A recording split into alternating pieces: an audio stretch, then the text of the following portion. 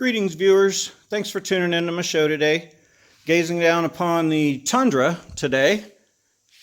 Needs lower ball joints. I replaced lower ball joints in 3rd Gen 4runners, which is basically the same lower ball joint. I'm going to do some front end work on this one here in a little bit, but right now we got the Tundra up. Some viewers have asked, how do you tell if they're bad? Well, one way to tell if they're bad, of course, obviously, popping, cracking, creaking, weird noises, jerking in the steering, things like that can give you clues. But if you're unsure and you want to test them, jack your vehicle up by the frame, not the A-arm. Put you a couple boards and a pry bar under, like I have as such here. And then you're going to push down on this end under your tire, like that. And then I'll show you how to tell your ball joint's bad. Now right under there is the ball joint. Here's where it bolts to the spindle, and here is the lower control arm. Now you could see motion in here when I pry up. You can watch, don't watch the tire move, watch the space right here. And you can see it get bigger. And if that's tough for you to tell, it's easy for me to see here because the tire's moving before the bottom is. But you can put your finger here and place it up against the ball joint like this. And then when you raise it, you can feel it, the space getting bigger. So these are bad. They definitely need to be changed. I hope you can see that. If I put it up just on there, maybe a little better. See that space getting bigger? Anyway, that's how you tell. When you're doing it yourself at home, it's probably a lot easier to decipher, but that's what's going on there. Now I'm going to pull this wheel and tear this apart and show you how to fix it. All right, you'll find sometimes when you're working on these, you got to get these apart and the cotter pins are all toast in there, rusted in. You can't get them out. Real easy way to do that is break the edges off on the outside. Take a socket the correct size and a hammer. Beat that dude down on there and then use your impact, and that'll bust that cotter pin right out once it's out. If you need to use that hole again, just take a punch and punch the pieces out of it. All right, once that cotter pin is out, this is where I just took that bolt off. This is the part you'll hit. You don't want to hit your tie rod end to get it to come loose. You want to hit the part on the ball joint. Using a 3-pound hammer. Usually it doesn't take much. I got all the shit out of my way so you can kind of see what I'm doing. Don't want to hit your brake rotor. And there it goes. Already apart. Now that one's nice and tight at the rack because I just put a new rack on this truck when I got it, and new tie rod end. So that tie rod end is in fantastic condition there. You can test them, see how they spin, how loose they are. You can see I can't even move that one, and this one's nice and tight at that end. They don't have to be tight, just no play. They are moving pieces, but anyway, this one is in fine shape. No need to replace that. Now I had to do the same thing with the ratchet, or with the socket, beat it up over that nut because the cotter pins were rusted in there and I couldn't get them out. So got that one loose and removed. You go ahead and get the ball joint loose or out of here now if you want, but it's easier without it in the spindle. So I'm going to take those bolts out. They're 17s on this one. If I can get my impact up in there with that rotor. And I can. Now I bought Moogs, not OEMs, or not Moogs. I got Tri-5s. My replacements here are going to be Tri-5s. They are very good units, made in Japan. I understand made from the same castings that Asen uses. So the 555, there's the little insignia, and then they say 35 on the bottom, 555. They're really good ones. They're greasable, same as OEM. I'm going to pop those other 2 bolts loose. All right, once you get the 4 bolts loose from the ball joint, just give it a little smack, and that'll release your spindle. You can take your spindle up out of the way. Which way do I want to go with it? Because you don't want your CV axle to come apart. I'm going to move this camera to the other side here.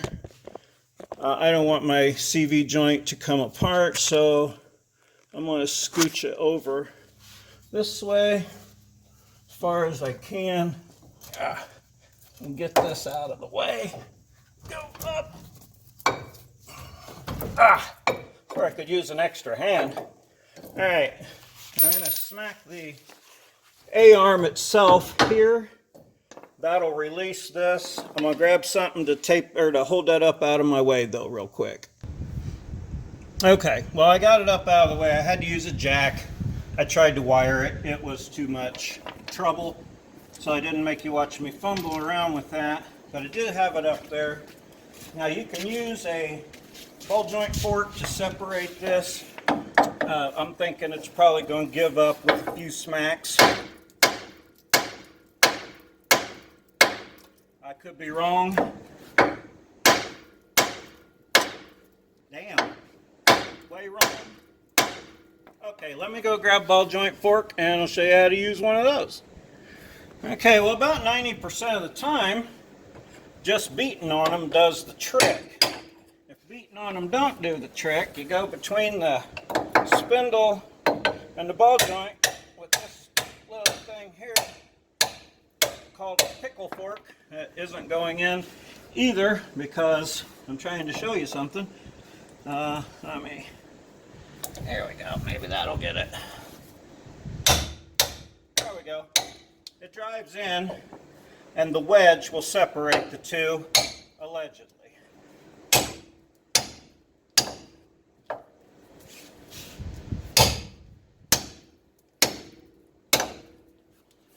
Damn.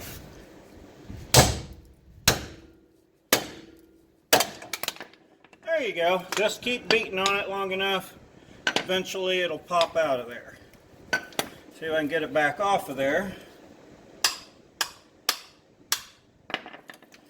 Now, woo, that went right in front of the camera. But anyway, so once you get this thing off of here, if I can show some of the play in it maybe. Here, I'll try. It's really loose, it's clunky. You can feel it hitting edges. When you try and do that, it's got flat spots. It's rolling okay. And the minimal up and down play, but still bad unit, new unit going in. Hang on for that. Okay, got that out now. Cleaned everything off. Put the new one back in. It's pretty basic. You kind of just reversing the procedures here. Comes with new bolts. This particular, the 555 does come with the new bolts. Put it on. Trying to get the nut off the darn thing here. And but yeah, basically, just put this in here, bolt it on, bolt the bottom piece up, bolt your spindle up to it. I can let that down off of the jack. Run that up. You'll have your tie rod on the back side. Hang on. Okay, put your tie rod in, back up in there. You're gonna have to get another, I gotta punch the cotter pin out of that real quick. I can show you how to do that. And then got the ball joint back in place. I'm moving all around here. I'll get those bolts put in. Hold on. Okay, I got a punch, tried to punch them out of there. Not giving up. You can see it stuck in there. You got another set of holes over on the side, so I got a drill bit and I'm going to drill through the other piece of cotter pin so I can run one through these holes right here. Okay, drilled through that. Pretty easy. Only took a second. And you get on through. Now you can run your cotter key through that side right there. Let me get that nut put on and I'll get the bolt started in the bottom of the ball joint here. Okay, now I did inspect this upper ball joint too, but I didn't show that. They're real easy to inspect for anything wrong, especially when you've got the bottom one off. I can't hold the camera up here and pick up the spindle both, but let's just say you kind of, all right, can I see it there? You just kind of grab it. See if it obviously goes back and forth, but there's no weird movements. There's no sideways. You can really pry on it. There's no movement in that one. It's good. That's why I'm not changing it. Let me get these bottom bolts in. Okay. I don't know why those bottom bolts are always such a bear, but you got to get everything lined up just right in order to get them started. Once you get one started and run up, it's pretty simple, but got those 4 bolts in and torqued them.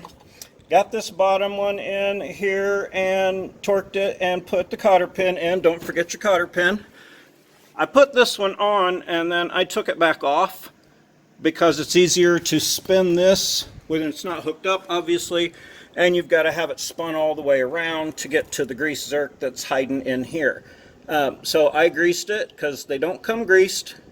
So it took about 10 pumps with the grease gun to pump it full. You can tell when it gets difficult. And then it's full. So tighten all your bolts. Don't forget your cotter pins. Grease your joint before you put this on because I had to take it back off and redo it. Check your upper ball joint too. Replace it if necessary. These were still good. I'm not going to let that one, I'm not going to replace that one, and even if it fails, it isn't near as catastrophic. So I'm going to let that one go. I do run a 1/4 inch wheel spacer on here, like I do on my off-road truck, to clear the brakes on this one because I'm running these wheels, and these wheels won't clear the Tundra brake. They rub. So I run a 1/4 inch spacer on there. Got it on backwards, but it doesn't matter. I run that on there, doesn't hurt anything, and it helps me clear my brake. So I hope that made sense on how to test the lower, how to tell that it's bad, and kind of a play-by-play of putting a new one in. Thanks for tuning in. Like and subscribe to my show. Stick around. I got a lot more coming.